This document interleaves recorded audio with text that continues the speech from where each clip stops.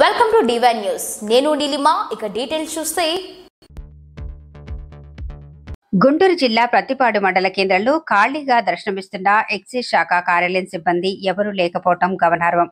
చుట్టుపక్కల గ్రామాల్లో బెల్ట్ షాపుల అమ్మకాలు జోరుగా జరుగుతున్నా వాటిని కట్టడి చేసే దిశగా ఎక్సైజ్ శాఖ పనిచేయటం లేదంటూ ఆరోపణలు.